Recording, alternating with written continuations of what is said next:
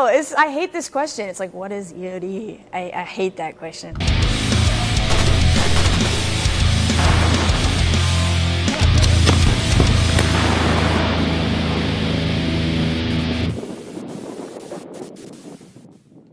When people hear the word like EOD tech or bomb tech, you know, they think about like stuff they see on like cutting wires and stuff like that. I always get asked about the cutting of the wires. Like, oh, you want to cut the red wire? I'm like, I'm very rarely cutting wires. But you can parachute, you can scuba dive, you can shoot every gun in the U.S. arsenal. We shoot, we jump, we dive. And I don't know. It sounds funny, but I think when you're faced with an explosive hazard or something inherently dangerous, we're the people that you can call. So Navy EOD, we deal with getting people from point A to point B in a safe manner, dealing with any explosive hazard. So you have surface, which goes into a lot of your IED type problems. You have the diving mission set, anything water-based, mine countermeasures. We're versed in chem and bio, hazards, your nuclear hazards, not to mention we're capable of jumping, shooting, maneuvering, that kind of thing as well. Lots of robot training, and then at some point you can't get a robot in there. You're gonna have to actually walk in there with your feet. Proficient at demolition, which is very important. Proficient at shooting. Hold that one, I'd say, up there as well. Must be able to, be a good diver and then attack whatever mission set comes. So, and then if you throw all these things together, it becomes what EOD is. It's not just one thing, it's all of it. The mobile unit is kind of the heart and soul of it. Your mobile unit, they're gonna have the platoons that actually push out to do the work. So our mobile unit, and every mobile unit has a different breakdown of different platoons with different specialties. We have these 8-man platoons. We'll go off and we'll do our specific mission sets, and there's about 12 platoons at each mobile unit that will comprise an EOD mobile unit. So generally, all the teams are gonna have roughly the same training, and then you're gonna go into your mission-specific stuff. We are set up to do an 18-month workup and a 6-month deployment, and you're training pretty much for that entire time. Typical day, you might come into work, and I guess it depends on the day. Shoot. A typical week is structured where at least 3 days are dedicated to training pretty hard on one of these mission sets. I like shooting, so naturally anytime we go shooting, it's great.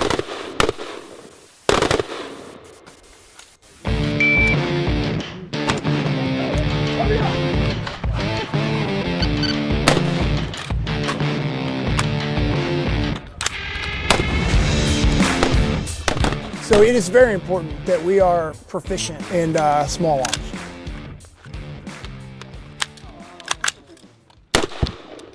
Seven, 8, 3. So the number one thing, we are a combat support unit. So we support units like Special Forces, the Frogs, Rangers. If you can't be safe with a weapon, you can't be competent with a weapon, you cannot support those units. So at a bare minimum, you have to be able to flow competently and safely with any weapon system that you might have to hold.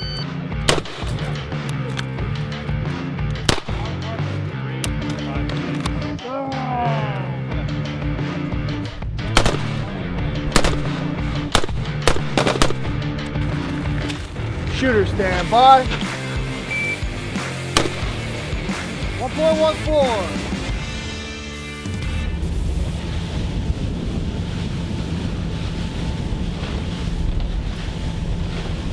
There's a lot of times where it's weird to me that I'm doing activities as part of my job that people either pay really good money for or can't imagine that that's what I'm doing for work.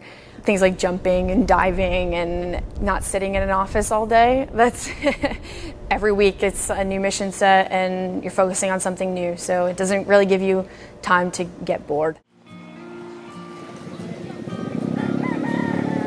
We're in sunny Key West right now.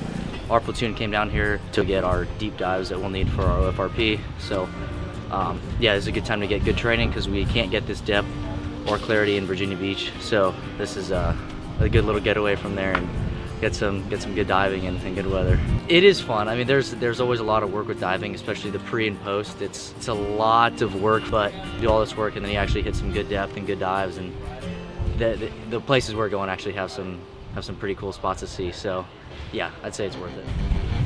All right, Dan, let's do it. I enjoy it. I like to dive. I'd say it's probably split 50-50. Yeah. A lot of guys that were in the Navy, but they'd rather be on land. Yeah, I think most of my team gets pretty sick, including me. Both rock, so I'm ready to puke. But yeah, it's just the name of the game. I don't know. I've always been this way my whole life, so yeah, super easy to get seasickness. Miracle cure for seasickness, ginger bits. That's not bad. Oh, God. Yeah, so I think the big thing that distinguishes us from Army and Air Force and Marine Corps EODs is the fact that we're a premier maritime EOD force. And that just basically boils down to the fact that we have undersea capabilities with the Mark 16 diving, the scuba capabilities that we have.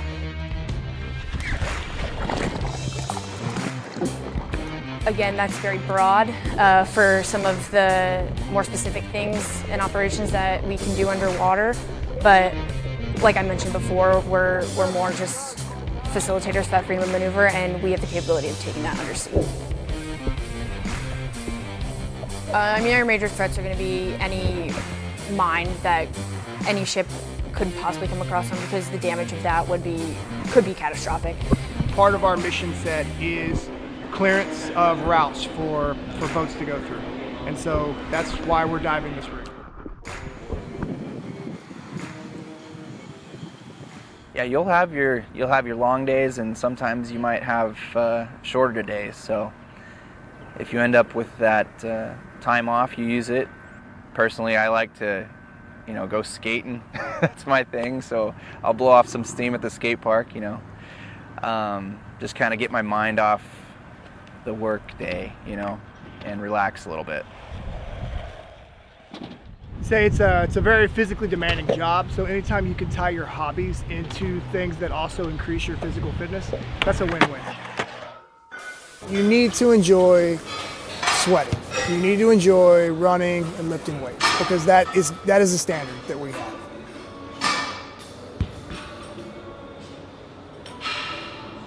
You got to be a good runner, you got to be a good swimmer, and you got to be strong. I think it's one of the most important things. And I'm not just biased because I love to work out, and it's mostly what I do in my free time. It's an expectation, and people hold themselves to high standards, and I think physical fitness is a part of that. And it's basically built into our days to go work out and be in the best shape that we can be, so that you don't have to worry about that. Ordnance is heavy, and it's this kit is heavy. The bomb suit's heavy. The robot's extremely heavy.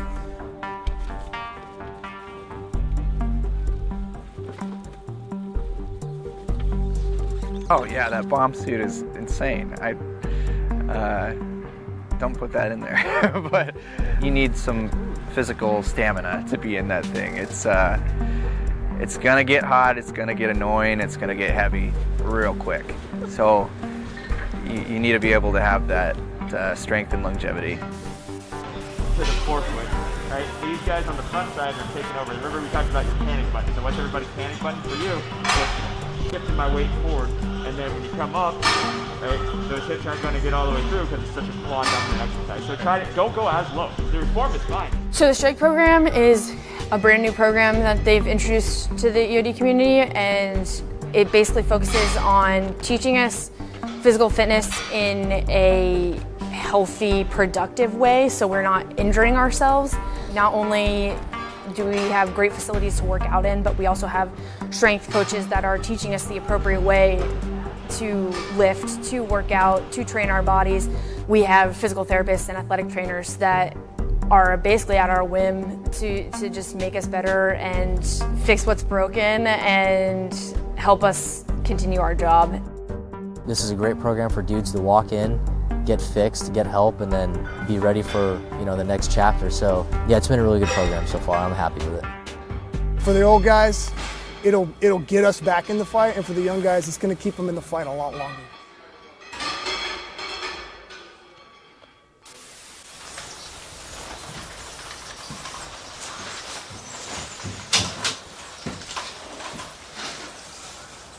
We've already come across 2 booby traps, so we're just going to go ahead and go set up a charge on it and get rid of the ordnance where it lies. Pardo! Pardo!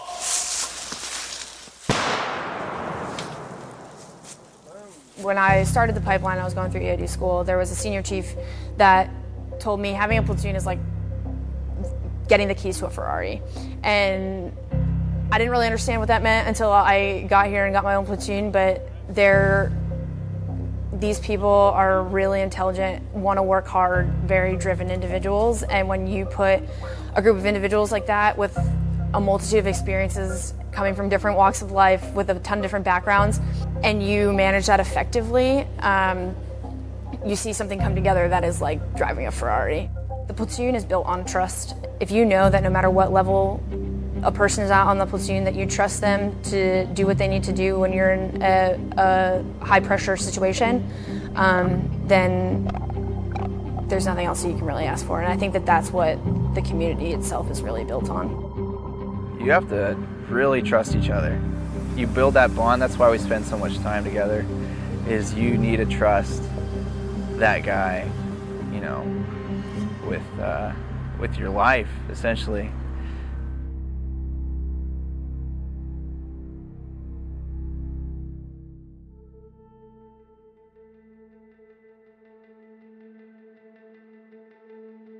One of the mottos of the community is you'll never die twice, because we're not going to forget. And the community does a great job of remembering those we've lost. And even as like new guys like myself come up and come through the pipeline,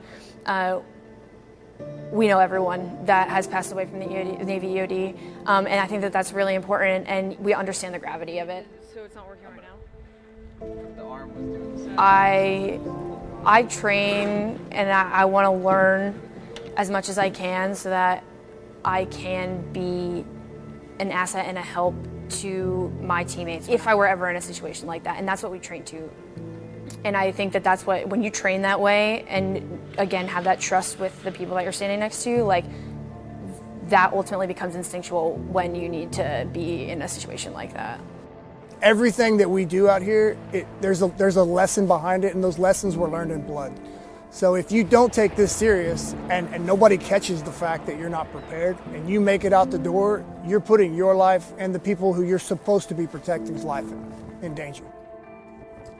When you have really high stress jobs, really high risk jobs, you generally pick that job. You volunteered. I can't think of a single example of a high risk job that you can't just walk away from at any time, including this one. Even myself, if I wanted to today, I could drop this body armor, rip the badge off my chest and walk away. So when you are the one who put yourself there and you stay there voluntarily, you don't really think about worst case. You prepare for it, so you're ready for it, but you don't really think about it. I do have a family, I have 3 kids, so at some point we're gonna deploy and I won't be able to go home. Today we're gonna embark on a 3-hour tour. The weather starts to get rough. This tiny ship will be lost. One of the main reasons I joined the Navy is to fund the dream trip. We got about 4 years left, and if everything goes well, this boat's gonna turn into a bigger boat that we can all live on. These kids are gonna get to see the world without the contractual obligations that I was under when I saw the world. So Thomas, the middle one, he asked me why I always had to leave, and so Sarah, my wife, she told him he's got to go make money so you can get your gumballs. And then one day I was headed out the door and he told me, he said, "Daddy, I don't need gumballs anymore."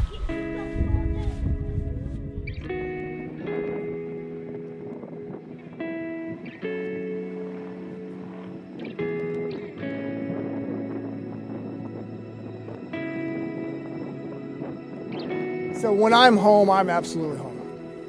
And when I'm at work, I'm absolutely at work. It took me a while to learn where that line is, but I'm pretty good at compartmentalizing. There are not a whole lot of places to where you get a familial bond with people who aren't your family. There is a high standard to what's expected. Not everyone is suited for that, but I would recommend the community every day of the week. I think that the EOD community has some of the best quality of people that I have ever really seen, and the people are what keep me wanting to be a part of the community, so I would definitely recommend it. Look at how healthy we eat. Zoom in on a salad. Mr. Time? Oh yeah, for Insta, for the gram! It's a place where you'll absolutely be shown that you could use your brain and body more than probably any other field out there. It takes a person that, you know, has a strong mental attitude, and as well as, you know, keeping it positive all the time. You know, how strong is your will? How strong is your mental fortitude? How strong are you? And do you want to be stronger? Do you want to strive for that every day? If it happens to be in your cards and you survive the selection process, then you know, you got a pretty cool job waiting for you. Just knowing the people that have come before me in this community that have done amazing things, and knowing the sacrifices that they have made and the things that they have done, and I think that's why I can take a step back and just be like, this badge means something. It really is an honor to be a part of the community, and that is absolutely because of the people that have came before me and the people that are working alongside of me, and that's what makes me proud to really wear the badge. I was leaving the jump zone yesterday, and I was just like, you know, it's really cool that like on a Thursday I was jumping out of planes, and that's what I had to do for work today. And you take it back and you're like, it puts it in perspective, and it makes it even more worth it. So.